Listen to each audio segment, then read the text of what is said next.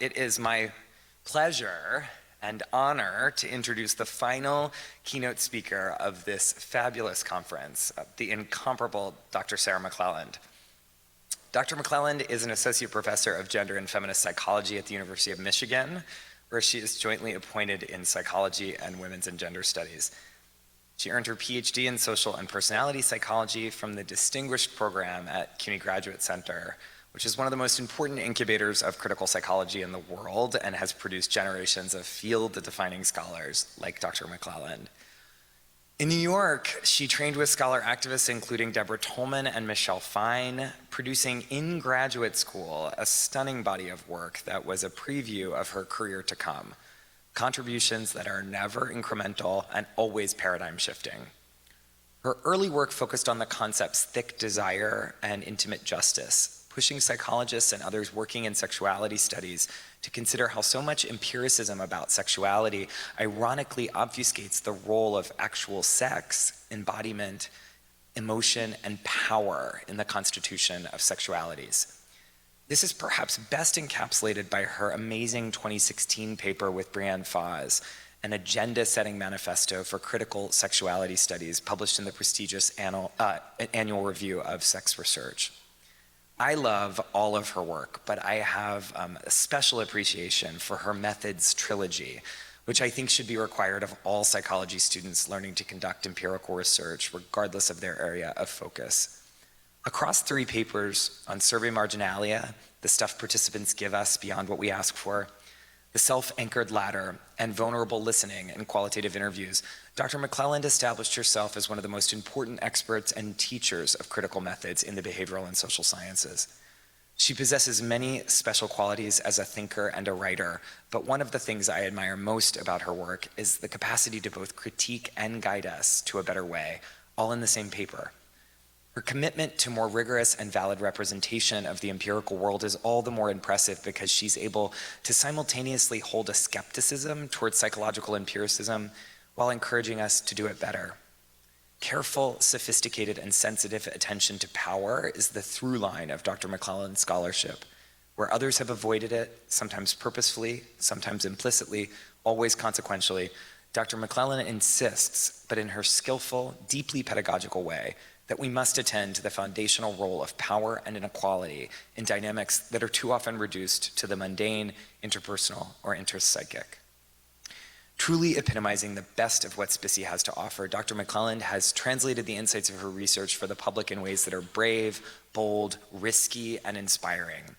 Dr. McClelland is a translational scientist who has lent her work directly to social movements, particularly when it comes to reproductive rights. For example, her expert testimony, based in her study of abortion stigma, contributed to the judicial ruling that struck down Tennessee's 48-hour waiting period for abortion in the pre-Dobbs era. During the past several years, she has foregrounded reproductive justice in her scholarship, more of which we'll hear about shortly, exposing the unstable foundations of what we think we know about abortion and cultivating new approaches to structural abortion stigma that are unwaveringly intersectional.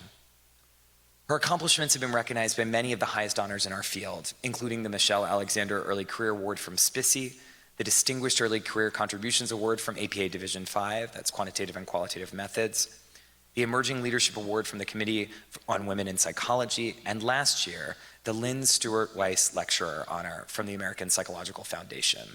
She is a celebrated teacher, and generations of students at Michigan will tell you that Dr. McClelland's courses changed and even saved their lives. In sum, Dr. McClelland is unquestionably one of the most productive and influential feminist psychologists working today. We are so fortunate to hear her today, and even more fortunate to have her in the SPSSI family. Please join me in welcoming Dr. Sara McClelland.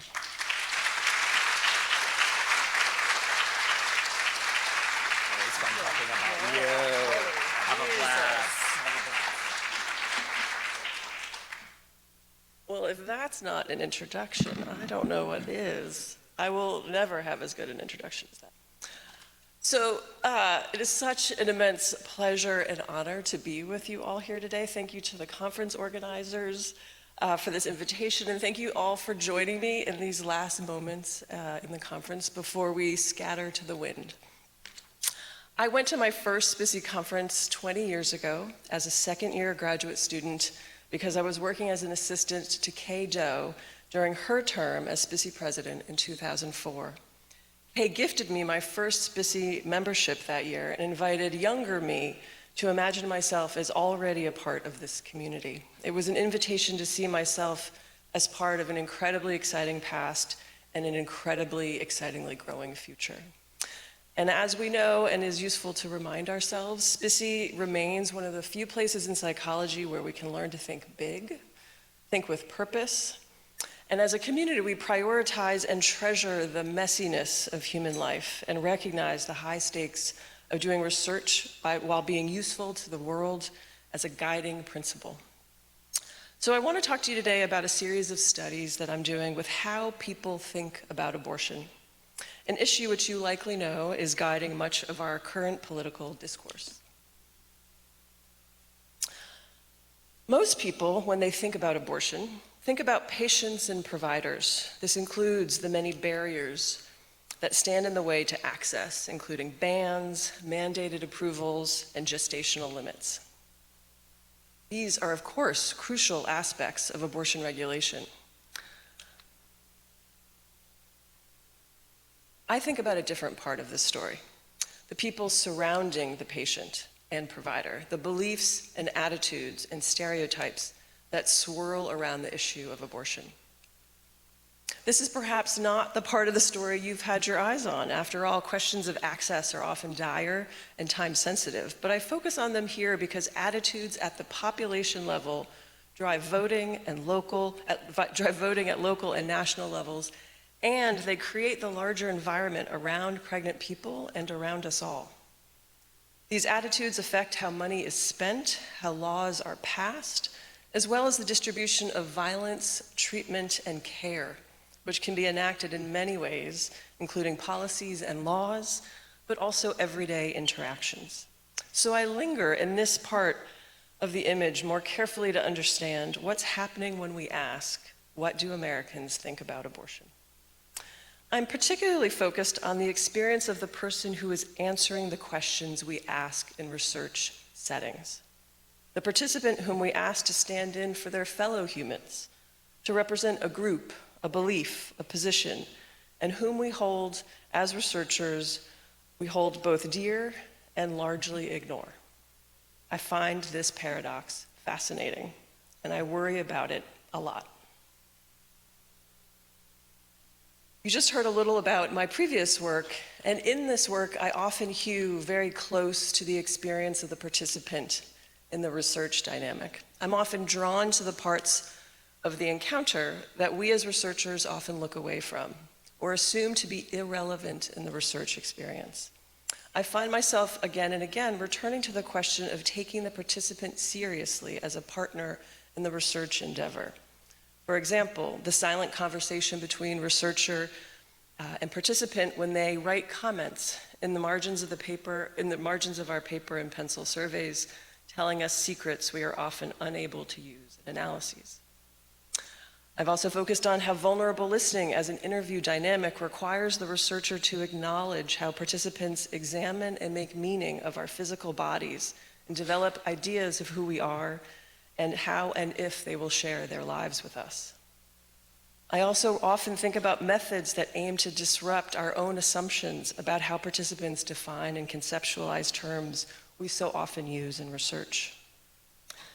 These are all examples of taking the unsaid and perhaps unsayable seriously.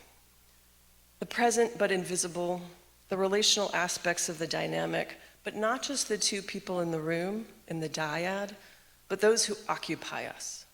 All the many peoples, things, histories near and far, norms, assumptions, hate, nervousness, compliance, to just name a few. We of course know these things, how important these many presences are, but we turn away from them. They're difficult. They offer difficult questions, and as a result, our research is haunted in ways that we cannot account for. For those who are humanistically inclined listeners in the room, this image of haunting may be familiar. Haunting draws from Black feminist work, discussions of hauntology, and other perspectives which plead with empiricists to theorize the role of present absences, and to please stop assuming all is clearly presented or accessible to us in the research dynamic. To be humble in the face of learning about others. Sociologist Avery Gordon argues that haunting is how a, quote, repressed or unresolved social violence makes itself known. I turn to haunting here to contend with the ghosts of US history as they occupy our minds and, as a result, our research. How might we think about the production of a response offered by a participant? I argue here for digging into the question, what came to mind, and lingering on that answer. What happens when a participant answers the question about abortion? Who comes to mind and why these images? And especially in politically influential work, what are the implications if we do not acknowledge the silent role these images play? We also need to think creatively about how to research the question of imagination. We need methods to address the haunting. Before we jump into these ideas, however, I want to get us on the same page, to have a little bit of a background on what tools we have now to learn about people's abortion attitudes. So what is an abortion attitude? Attitudes are webs of feelings, cognitions, evaluations, and social norms. And as Dolores Albacerin and colleagues write, attitudes are, quote, often learned from others, make individuals similar to members of their groups, and are affected by social pressure and persuasion. Abortion attitudes are defined in several ways. This can include whether a person supports abortion in general, whether they support the legality of abortion, and or the degree to which they think abortion is acceptable. If we look at how abortion attitudes are measured, we can see some notable patterns. We see the emphasis on circumstances, morality, and legality. And these have been favored as the main way to evaluate abortion attitudes. These three frames already tell us something about the way this measurement issue has been organized. First, by the contexts or circumstances surrounding the pregnant woman, posed in the form of what is the condition or conditions that are bad enough to warrant supporting an abortion. Next, we see the moral evaluation of abortion, which exists, as we might see, out of context. And last, again, out of context, a legal evaluation. If we zoom out to the population level, we can see these frameworks at work, how it breaks down into measuring support for all, some, or no circumstances. And in this case, we don't know the circumstances that are being inferred. There's an assumption that the unnamed circumstances are well enough understood that there's already an ongoing conversation that a respondent should be able to fill in the gaps here. Perhaps pay attention to your own thoughts right now as I'm saying this. You might be filling in these categories with some ideas of what is being silently inferred. Some circumstances might be coming to mind and you might be sorting them in some way. Or perhaps you have no idea what circumstances are being inferred here. So you're left to fill these gaps in on your own. If we look at this in a slightly different way, you'll see that the majority of people across several surveys fall in this gray area. They have a mixed attitude about abortion. This image allows us to see how this picture is already more complicated. People seem to be evaluating their position on abortion with a wide range of caveats in mind, which introduces some important background on this talk today. What drives these caveats? For whom, when, and why? And what are the images and discourses that are inevitably part of these pivoting attitudes? Neither totally supportive nor totally opposed, the majority fall into this category of it depends. Looking to the General Social Survey, which is one of the most elaborated multi-item scales that we have that's used on an annual basis, so we have data for the last 50 years. The items in this measure name a set of specific conditions. Perhaps they match the ones that you thought about earlier, but you can see that they include references to rape, fetal defect, and not wanting to marry the man. As I have argued in prior writing, I think these items tell a very specific story through the choice of conditions that the participant is asked to consider. Through this measure, we encounter a woman facing a series of unfortunate events, and we are asked to weigh in on her ability to make choices when faced with potential death due to pregnancy, as well as making choices about her romantic relationships. I think we see some evidence of this measure being haunted. In this case, by images, I have argued, that are produced by cultural and political texts, including the Moynihan Report, which socially and politically framed Black women's reproductive lives as requiring regulation due to their poverty and lack of substantial relationships with Black men. So this is what the data look like most recently through NORC, who administers the General Social Survey. And you can see there's two categories that emerge from that measure that we just saw. What this imagined woman is imagined to not have control over, which are considered the hard circumstances, and what she is imagined to have a lot of control over, the so-called soft circumstances. And as you can see, there's a much different kind of support since the start of the GSS in 1972. But please notice, we're already talking a lot about her. The stakes are high on understanding what Americans think about abortion. So with this background, let's dive in a little bit to the data.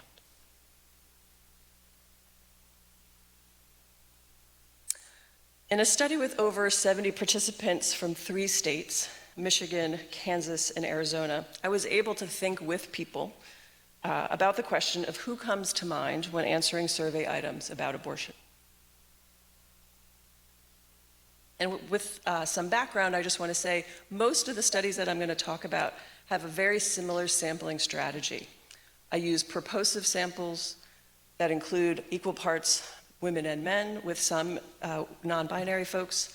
I've focused on 3 racial ethnic groups, Black, Latinx, and white participants, and equal parts those who identify as pro-life, pro-choice, and as something else. And these designs are meant to be able to look for both intergroup and intragroup variability. And here's what the samples looks like for the next 2 things that I'm going to talk about. But the design of this first study involves analyzing the imagined aspects of abortion. Questions such as, where do you think abortions take place? Who do you imagine seeking an abortion and why?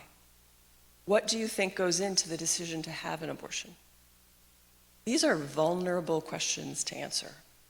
I'm not asking people to talk about their own lives or rating the frequency with what they do things or think things. They're guessing, and they're sharing these guesses with me. So let's look a little bit about what they say. Who do you think has abortions in the US? So the question, which states or cities do you think abortion might happen in more? Detroit, Grand Rapids. Can you tell me a little bit about why? Because Detroit has a lot of low-income people that don't want to have babies. Next quote. If we think of it from the perspective of low SES, because I can assume the vast majority of individuals seeking abortion because of low SES would primarily come from African American families.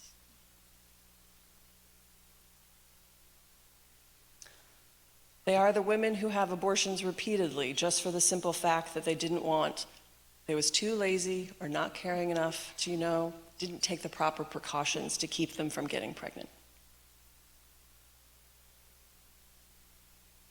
And then my question, in reference to late-term abortion, what's your sense of what goes into the decision to have a late-term abortion?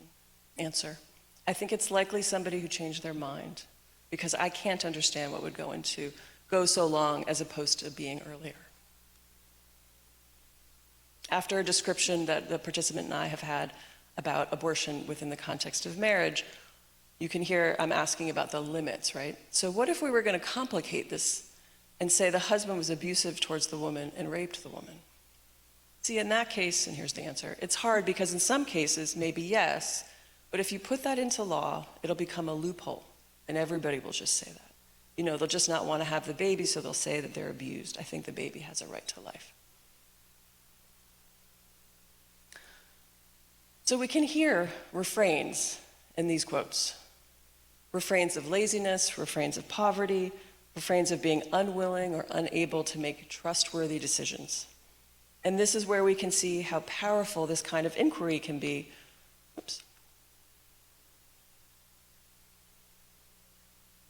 Who do you think has abortions? Who comes to mind? And we can listen for what's here. Denigration and distrust, especially of poor women and of Black women. And we can listen for what's not here. Context of coercion, violence, making informed decisions, using good judgment, using birth control that failed, using concerns of safety for oneself and others, to name just a few. For example, the guiding assumption across most of these responses was the assumption that this imagined woman controls every aspect of her sexual and reproductive life. She is paradoxically in control of sex, but also lazy and unwilling to take precautions. She is powerful but dumb. And here we see where regulation appears. And crucially, it appears to be a natural progression from the characteristics that have been attached. The shared imagery coalesces to make this logical leap to regulation. And this sets a tone. Regulations are clearly required for this imagined woman who only makes bad decisions and cannot be trusted. She looks for loopholes, she lies, she does not take care of herself, she didn't adequately prevent this pregnancy, she chose to have sex, she is fickle and slow-witted. So even if you support access to abortion, and in some of these excerpts that we just saw, these characteristics of the imagined woman make clear that choice and autonomy, two key words that are used, of course, in choice rhetoric, are imagined as unwarranted, not applicable. She is already making bad decisions, which got her here. And now we must collectively all keep her from making more bad decisions. So some of you might be thinking, surely that's pro-life people. So let's zero in on folks that identify as pro-choice. Working with the same interview data set, we can see this more elaborated in the specific types that pro-choice individuals think frame their version of support for abortion access and their rationales for regulation. What do pro-choice individuals see as necessary for supporting access to abortion care? And you can clearly see, and you might have heard, since the Dobbs decision in 2022, there's been quite a rallying cry around how more individuals now identify as pro-choice post-Dobbs. And in fact, there's been a 3 to 4 point increase in the number of Americans who identify as pro-choice, the highest in decades, which has been heralded as a sign of hope for the upcoming election. And here you can see that uptick. So in 2022, the highest rate going to 55%. So what is heralded may be true, but let's look a little closer. And maybe just do some definitional work. I always like a little definitional work. So Planned Parenthood defines pro-choice as a belief that people have the right to decide when and whether to have children. They underscore that this belief is for other people, even if you yourself would not choose to have an abortion. And that often is identified, and you'll see people identify as pro-choice for others and pro-life for myself. That kind of bifurcated identity is very common. So when examining the data for the ways that pro-choice identified individuals talked about their support for choice, they often talked about the limits they saw as essential. Their support for abortion rested on a range of regulations, which, as you'll see, make the footprint of what counts as choice more limited than we might imagine. Here's one participant. I believe women should have control of their bodies, but it gets irritating when you have the woman who just said, abortion, abortion, abortion. How many is too many? You know, like 3. Like she's had 3 because, oh, I just keep getting pregnant, gotta go to the abortion clinic again. Dad, can I have $200? So we have some invocations here. We have sort of young, we have money, we have this kind of repeated refrain of unwilling to pay that much attention. In a second quote, thinking about access for minors, this participant says, I think, yeah, for minors, yeah, I would agree there should be laws for minors. because there's quite a bit of parents are still kind of liable in terms of, their well-being and things. If you're looked at as being the people who are responsible for them, they should also have the ability to be in that process, what that would look like, right? So the person trying to think through what parental consent laws offer. I asked to this participant, and I asked across the interviews, do you think there should be consequences for getting an abortion? A little. Tell me a little bit about what the consequences are that come to mind. Well, to have an abortion, then they shouldn't have more kids. Someone should get fixed and have something taken care of so that, if you're going to have an abortion, don't go doing it again just because you got pregnant because you didn't want it. The invocation of forced sterilization here should be quite clear. But this is important to see. One abortion is the limit.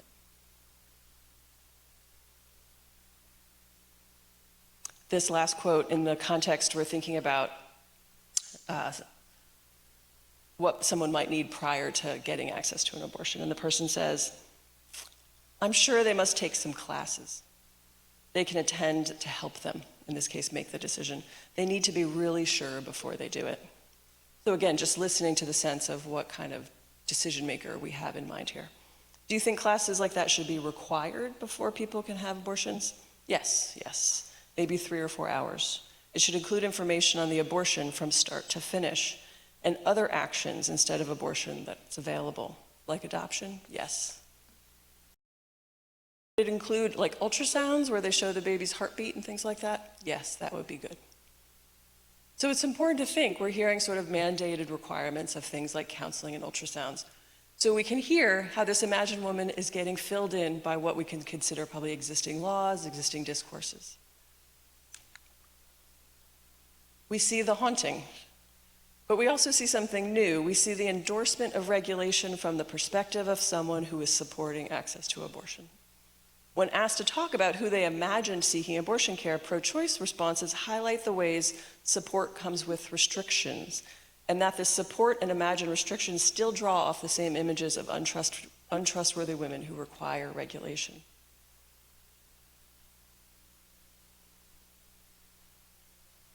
So the argument is that it is not enough to know or to hold the sense of belief that individuals with conservative ideologies oppose abortion, and the reverse is true. It's really important to see that there's a haunting across across political ideologies, and the historically rooted racist and sexist ideologies shape these ideas about abortion across the spectrum.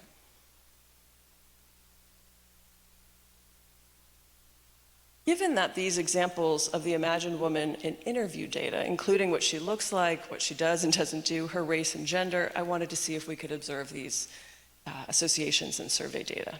So in a series of studies, we looked at the relationships between racism, sexism, and abortion attitudes. And in these 2 different studies, we were able to see the associations in large samples drawing from the 3 racial ethnic groups of Black, white, and Latinx participants. And just to give you a sense of these samples of the 2 studies.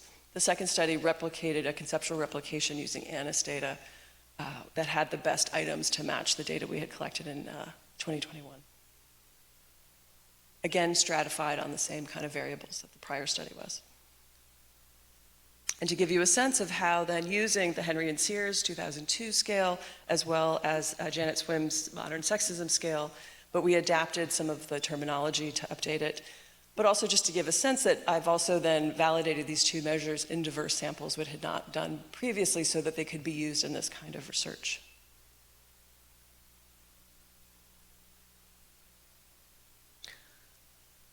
So I'm going to briefly gloss on some of these ideas, because really what the point I'm getting to is, let's think about more methods. But just to go over the survey studies, in the white sample, symbolic racism, modern sexism predicted opposition to what we heard of and learned as soft abortion, above and beyond religious and political predictors. Similarly, in the Black sample, symbolic racism predicted opposition to hard abortion while controlling for religious and political factors, and modern sexism predicted opposition to soft abortion, soft reasons, while controlling, also for religious and political factors. So we can see here in these two samples that these beliefs at the very least co-occur, and do so in ways that help illuminate how ideologies can live inside other ideologies or walk alongside them in ways that remain out of sight, because most abortion research, in order to have a strong prediction, has relied on religiosity and political ideology because they have an extraordinary way of predicting abortion attitudes. So really this is a question of, are there ideologies living within those variables that we can tease out? In the Latinx sample, we did not see this replicated, so that's important to think about how we didn't see it here. The relations between racist and sexist attitudes and opposition to abortion were accounted for by religiosity and political ideology. And there's several reasons that I think are really important to be thinking about, one of which is translation of terminology. There is at this point not a validated measure in Spanish to use with Spanish-speaking individuals, and in fact, it's incredibly difficult and complicated translational work. My collaborators, Kristen Jaskowski and Danny Valdez at Indiana, have excellent work on trying to more effectively translate these terms to ensure that they are similarly imagined. We have a lot of data showing that at this point they're unsimilarly imagined. Also, heterogeneity within the Latinx sample, we have great understanding of where that is an insufficient category due to nation of origin, immigration status, acculturation. So at this point, the kind of complexity within that sample is under-realized, so that heterogeneity is an important factor.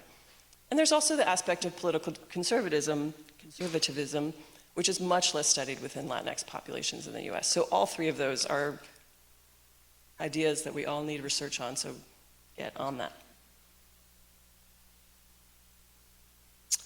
So, now, studying imagined figures. How shall we do that? So I'm going to just offer a couple of ideas of how I'm thinking about this. Two of which we've talked about, right? So interviews, and I want to just introduce what I'm actually calling a cognitive debrief method, which is the act of saying the item and then following it up with, what did you think about? Who came to mind? So that's actually called cognitive debrief, but I mix it often with kind of interview questions, which you could see in the data. So tell me about what you thought about while answering this question. Also, are there words that don't make sense? How do you interpret that term? What comes to mind when I say rape? And I can say that has a whole other analysis where who's associated to be thought of as experiencing sexual violence and who is not. So I'll move to what was briefly mentioned in my lovely introduction, the self-anchored ladder, which is a method I work with a lot. It is a complicated one, but I'm going to show you a little bit of data. But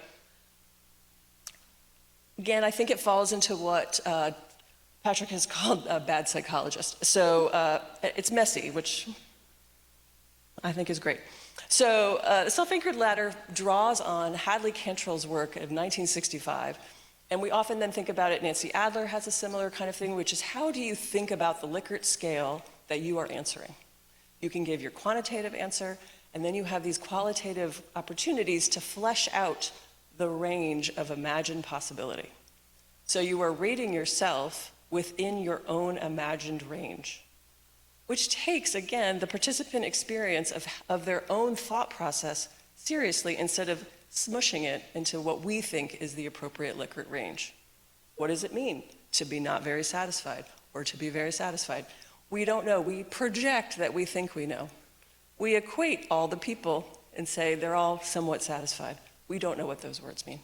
So thinking about pro-life and pro-choice with this same kind of infusion of questions, I'm going to just show you the tiniest bit of data. So bifurcating this sample with the question up in the upper right, do you usually identify as pro-life, pro-choice? I don't know.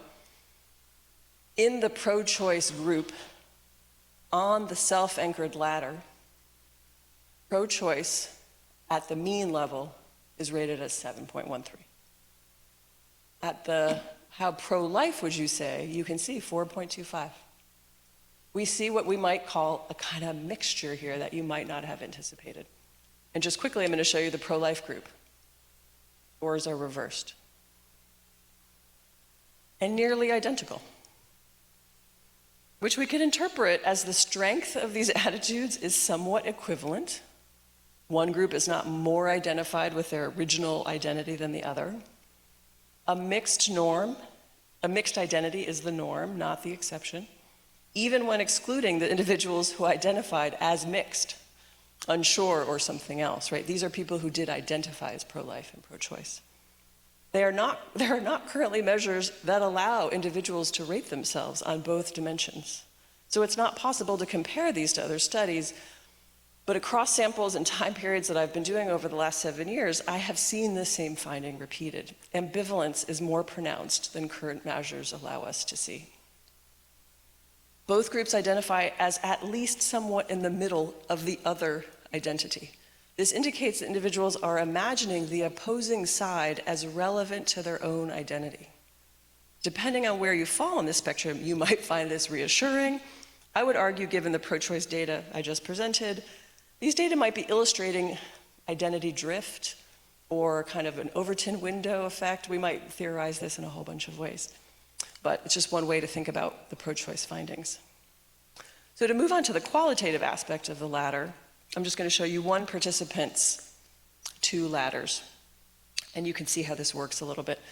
This is a white woman in her 40s, and you can see that per particular definition of the 2 concepts, her pro-choice ladder puts her pro-choiceness at 3.5 out of 10, with her definition of this score being somewhat between abortion is never the best option and it depends on the circumstances. And she's comparing this to the high end of the Likert scale where a woman can do what she wants, right? So we see a little bit of her imagined sense of what pro-choice ranges from. When we look at her imagined range in the pro-life ladder, rated as 6.5, we see abort them all as her imagined low end, and she rates herself between disagrees but doesn't judge others. So we see some elements of how a kind of self-other relationship. And her high end of go to life marches, and she doesn't see herself in that image, but she sees it as a potential. But she's somewhere lower than that in her imagined self. So by asking more about how someone assesses the idea, the concept, the experience, we can learn more about the range of ideas that they draw on, what comes to mind, and who they compare themselves to. And I'm just going to give you this array just to give you the sense of refrain. These are excerpts from the ladder data, which is a sample of about 700 people, so that you can start to see the descriptions that are woven through the data. They mirror the same themes of this imagined woman that we saw earlier in the interview data. So you see carelessness, selfishness, doesn't take precautions, she doesn't restrain from sex. So sexuality is the problem. This imagined woman is unwilling to take birth control, she is selfish, weak, and simply too horny. I'm going to just briefly touch on 2 other studies, and one of which I've been working on several years. And I've commissioned a range of images because in order to sort of test this, if we could see it at the really explicit level, images of women with different skin tones, ages, and income indicators. In a feasibility study that I've done a couple of years ago, I used images in the interviews and in the cognitive debriefing and asked participants to select the image that most closely resembled the person they were thinking about.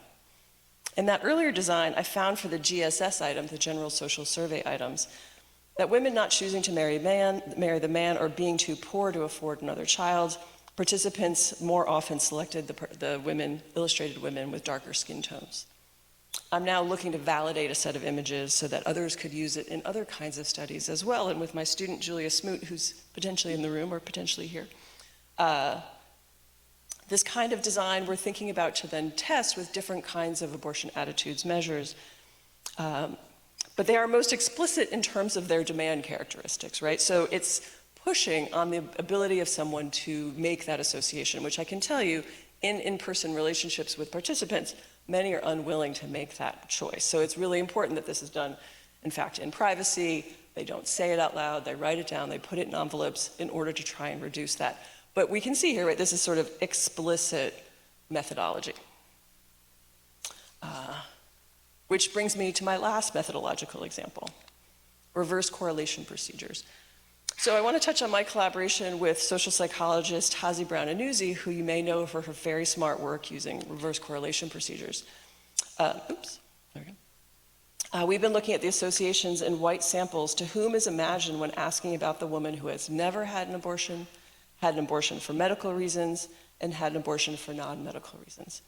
And in Brown and Uzi's previous work, she's found consistent associations between Black faces and Black characteristics in faces, and associations of laziness and perceived use of welfare. So she's then, with me, looking at this in terms of abortion, and to see if the mental representations that reverse correlations allow might offer a more implicit way of thinking about this kind of imagined woman. So reverse correlations, for those that might not be familiar, but I'm going to do a very small gloss on it, has the potential to add an important layer to what people imagine. And those with features and skin tones more associated with Black faces are more imagined as having an abortion for non-medical reasons, which has been one of our preliminary findings. So to give you a sense of what this looks like, there's a base face, which we just saw. An additional noise is added to the image in order to obscure in a kind of systematic way so that folks can think a bit more at an implicit level with a range of tests. So once the base face is created, it's then manipulated through additional noise. And then over hundreds of participants, a set of faces is found that are associated with these three specific groups: never abortion, medical, non-medical. And these are preliminary findings. And this very much matches the same kinds of associations that Hazi's found with welfare attitudes. I think she just presented earlier today on voting restrictions and ID laws. So there's a sense where we can see here that the average mental representation of someone who's had it for non-medical reasons, which lines somewhat with the soft reasons that we saw with the General Social Survey. So we're starting to see a kind of range of ways that we might think about getting at this really difficult question of what is living inside participants' minds when we ask them these very important questions. So I want to end with three key findings and what I see as the implications. First, as we've already seen, political ideology and religiosity are commonly used, incredibly important, and insufficient. They're not enough, they don't allow us enough to think about the range of ways that different ideologies co-occur and may be embedded within one another. As we know, pro-choice may be a more limited category than we have imagined. And that is that the same racist and sexist stereotypes drive beliefs and the need for imagined regulation. I also want to argue, as I have in writing, that specific imagery that references welfare queen propaganda from the mid-20th century, and certainly centuries before as well, is woven throughout abortion attitudes and research on abortion attitudes. And that's where I want to think about those two things co-occurring. It is both in participants and in us. And it influences who is imagined when responding in research settings, voting, and let's also say analyses. And as you've heard, a range of methods is both available and necessary to do this work. So, implications. I think one of the more unsettling ones as we look to November, it is difficult to know how many people in the US support or oppose abortion access right now. There's a lot of headlines that say we can, and certainly a lot of polls, but I'm hoping to offer you a little bit more worry. There's a good deal more ambivalence about abortion than is recognized. I think there's been an avoidance of talking about that ambivalence and worries about what that ambivalence might do to public opinion, and also a lack of methods to ensure that kind of messiness. And attitudes about abortion are conflated with feelings and attitudes about an imagined woman who is untrustworthy, making bad decisions, and requiring regulation. So looking across these several years of data from many different samples, there are refrains that echo across Democrats and Republicans, those who are religious and those who are not. And some of you sitting here probably wished I leaned in closer to some of those subgroups to look at the subclasses of Democrats or potential other groups to see how racism and sexism might be operating uniquely in those groups. And that is an important step, and I also invite you to do that research. I'm most interested in the historical echoes we hear in these data. And to me, I want to lean into the ways of the echoes of this imagined woman and how she can be understood as having weight and impact in ways that operate outside of our current methods.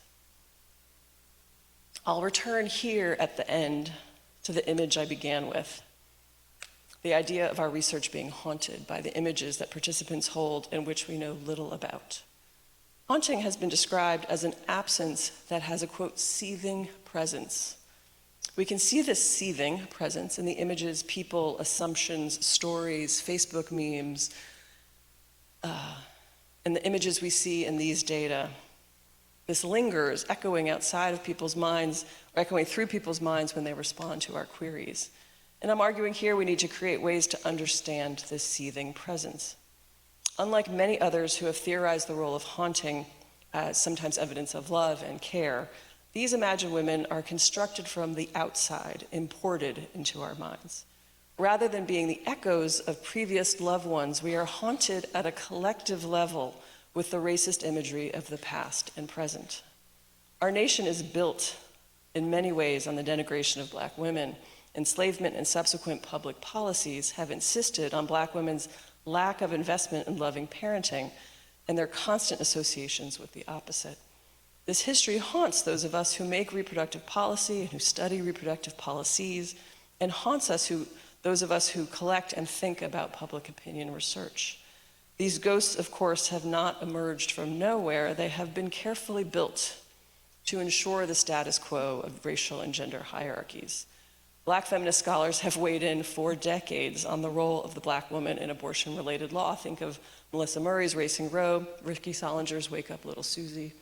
Dorothy Roberts has argued for more attention to the legitimization of non-consensual sterilization laws, such as Buck versus Bell, to name one piece in this long history of haunting research.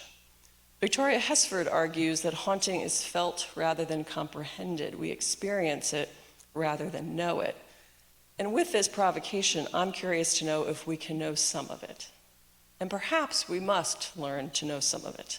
Bring our old methods and make new methods to help us know something of the haunting we are witness to.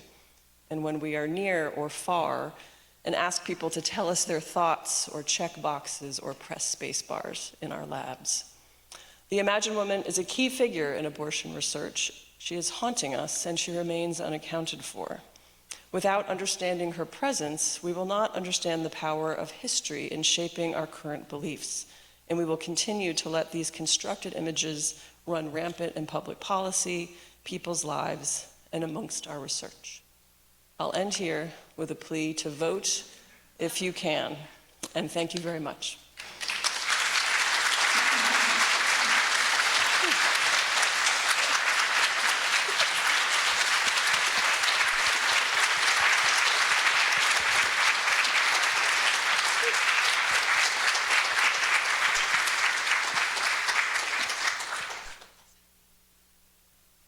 We have some time for questions. That was incredible, Sara. Jennifer's first, because I saw her first. Thank you so much for this, Dr. McClelland. Absolutely brilliant. While you were sharing the quotes, I did an exercise of like the imagined participant, like who I thought these people were before seeing who they were. And I imagined the white woman who's discriminatory against Black women. And there was a Black man up there. There was a Latino man, I think a multiracial woman. And so it made me think about the haunting within people of color and within women of color and how that's taken on. And I think about it in terms of like cultural betrayal and in-group harm, but I'm more curious of your thoughts of just the pain of that, of being a person who is a woman of color who says that woman of color is X, Y, or Z that you listed, and what that means for transforming the world when this isn't just a white boogeyman, but is happening within communities of color. Yeah, I think you've gotten to the exact crux of the thing that feels, of course, the most present, which is, I think it's a collective haunting, right? So it has that we have kind of all had to collectively slurp at this bowl of imagery. And I think your theories of cultural betrayal are incredibly important to think about then how that lands on people and lands on them differently. But you're exactly right that you're honing in on how does that feel differently on who it comes from. And I think that feels like a hard moment in how we might think about the boogeyman. and how we might think about the boogeyman as having different qualities as opposed to shared qualities, which I'm actually just restating your own work back to you. But I think we have a fantasy that it is a specific kind of boogeyman, and I think that there's a pain that comes with feeling that it's closer. And I think I just want to hope that that pain drives action. This is one of our few actions, but I feel like if we could reanimate pain to be something that can help move, and I don't think it can move in different ways for different people. It can move, I think, in my body to anger in a different way that Black women will be punished for it moving in their body in that way. But I think you're exactly pointing to the painful dynamic of recognizing the internal, the imagery, and that it is shared as opposed to distinct, right? As opposed to othered in this case that you're thinking about. But I think that you're exactly pointed to me the thing that feels like vibrating within it. Thank you. Oh.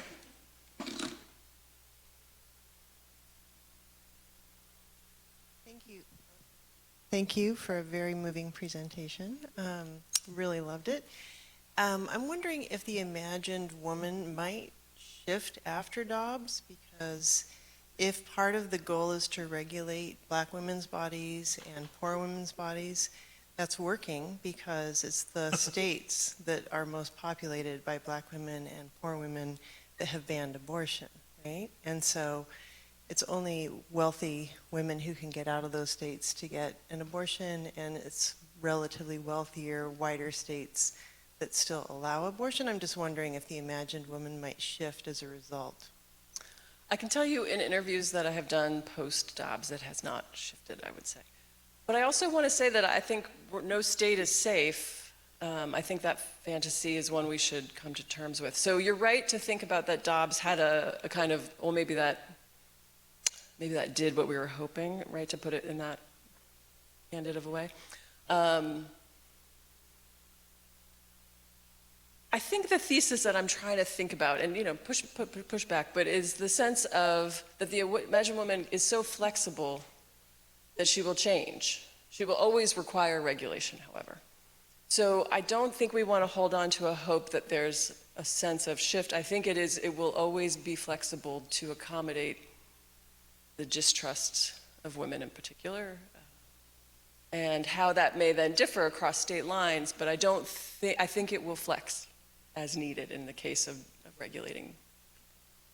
I think that's an unsatisfactory answer, but I think I'm gonna, sorry. Oh, thank you. Patrick just handed it to me. So. Understood, as he should. I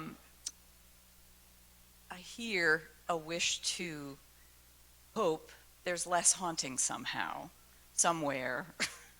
And I'm wondering if a lot of the haunting doesn't derive from the fact that it's been taboo for a very long time for people to know who had abortions, actually, and who didn't, and for it to be talked about. Yes. And so, I mean, just to disclose inappropriately, the thing that came to my mind was my mother and my immigrant grandmother, both of whom had abortions, right? And I was told. But lots of people are never told, or not told until very long time later under some weird conditions. Yes. So I wonder how much we're haunted because we have no actual information. Yeah. And if getting information out wouldn't make a difference. I think that's such a good question, and you're absolutely right. And Lisa Harris's work on the kind of silencing of abortion numbers, frequency, people, I think really speaks to that question.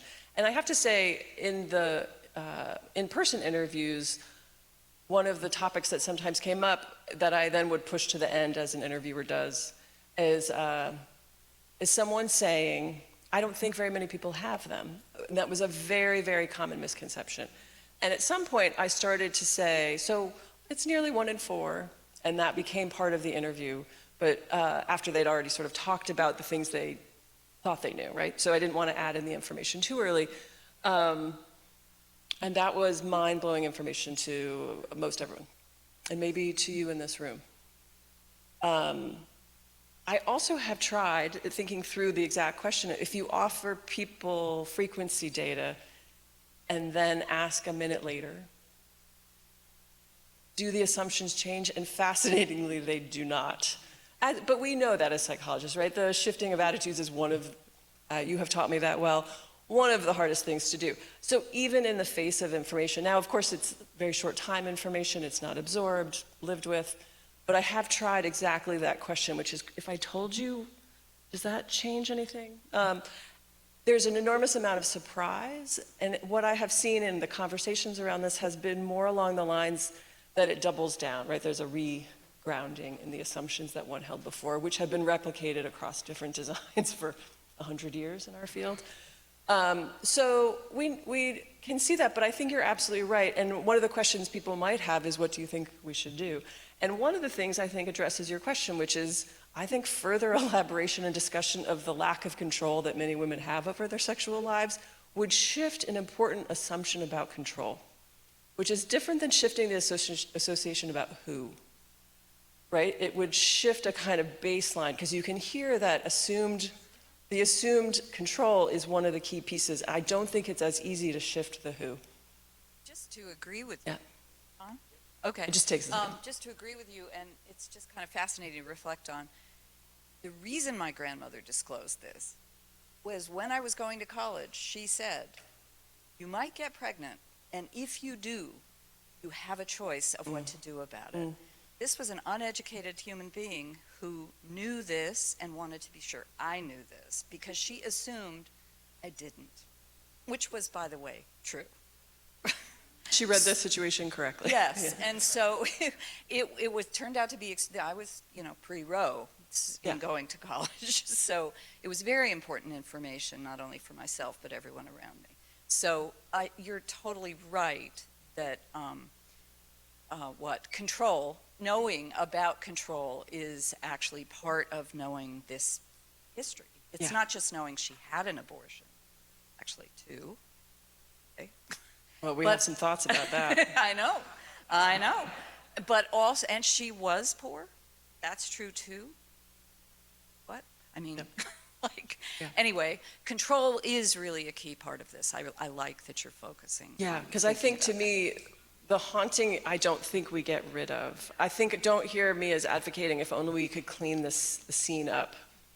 But some of you might be trying to reduce the bias and the things of that nature. And that is important work too, but I think I'm interested in making sure we understand the haunting, but not to eradicate the haunting. I don't fantasize about that.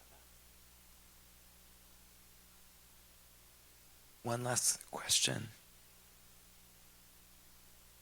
There probably was a better way to do this, but.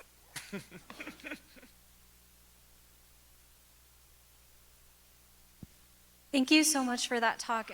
It's actually really interesting and has very weird parallels to my own work that is not relevant to my question, but we can talk about later maybe. But I'm really curious about sort of the way in which the person is constructed here, because I noticed that you started this talk by talking about pregnant people, and then very quickly the talk changed to woman, she, her pronouns, and it just stayed that way.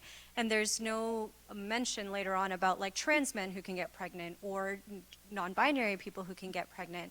And I'm wondering, like, did any of the participants talk about that, or like, did that ever come up at all? And like, what are the implications of that haunting for these policies and for research and whatnot?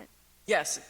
So what I think is really important is my beliefs and attitudes, right? As I imagine a pregnant person, a pregnant capable person, different language. But what we're interested in is, right, we're sort of shifting to how participants imagine. And that's a really important distinction to think about as you're doing research. We have tested and certainly actually have data on whether a woman or pregnant person within abortion attitude items, so experimentally offering people woman versus person. And at this point, pregnant person decreases support. So we are showing that that language choice, when offered to participants, has an effect. But in this case, these data is really about the contents of the things that people shared. And pregnant person is not language that is circulating in the population at this point. It is also, importantly, not who is imagined. So trans men were not a part of the conversation, non-binary people, not a part of the imagined, right? So that's why it's a very specific imagined woman. She is she. I think that potentially could change over time, but I think that will take a long time for that kind of language to move into the imagined person. But it's a really important distinction to think about what do we believe versus how do we ask people what they believe. And that's just an important thing. So you're exactly pointing to a distinction of a researcher attitude and a participant attitude in that way. That's lovely. Friends, please join me again in thanking Dr. McClelland.